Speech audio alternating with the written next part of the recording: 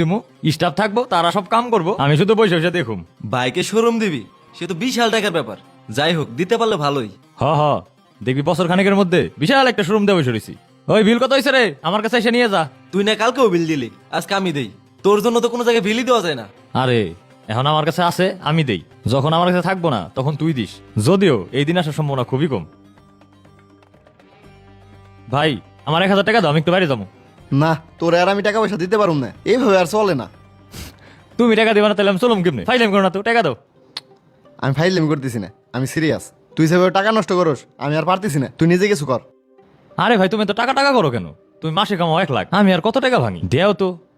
এই যে তুই নির্লজ্জের মতো হাসতেছিস না, আমি হয়তো বা 1 লাখ টাকার উপরে কামাই, কিন্তু এই টাকা কামাইতে যায় আমি হাসার জন্য 1 সেকেন্ডও সময় পাই না। আমার ছেলেটা বড় হইতেছে, আমার মেয়েটা স্কুলে পড়ে, ওদের ভবিষ্যতের কথা চিন্তা না করে আমি তোর পিছনে টাকা ভাঙতে পারবো না।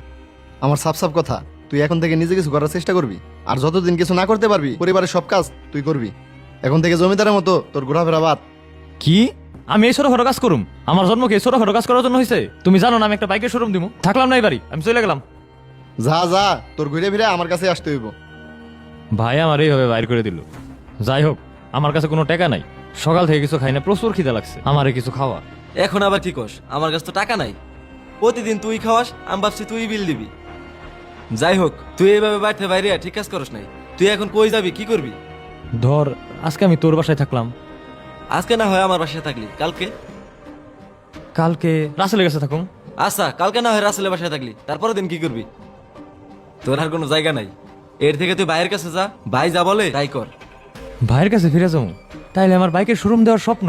দেবা স্বপ্ন দেখা বাদ দে, আমার বাপের কত টাকা, আমি একটা বাইকের শোরুম দেওয়ার সাহস পাই না। আর তুই তুই একটু চিন্তা করে দেখতো, তোর ভাই তোর ঘর থেকে বাইর করে দিছে, তোর কাছে কি আছে? তোর কাছে একটা টাকাও নাই।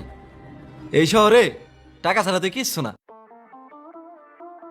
ভাই আমার ভুল হয়ে গেছে, এখন থেকে তুমি যেটা করবে আমি হেডেই করুম।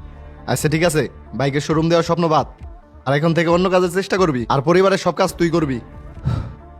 আচ্ছা ঠিক আছে ভাই, খুব খিদে লাগছে, ভাত খাই আমি। না, তোর জন্য দুপুরে রান্না হয় নাই, তুই এখন আমার গোডাউনে যাবি, ওইখানে যায় এসআর মাল বুঝাই দিয়ে আসবি, রাত্রে আইসা তুই খাবি। ঠিক আছে ভাই। আমারে 2 কেজি পেঁয়াজ দাও, আর তুই এখানে খাড়াই থাকিস না, 100 টাকা নে, বাজারে ভিতরে যায় 1 কেজি শশা কিনবি, 80 টাকা নিবো। আর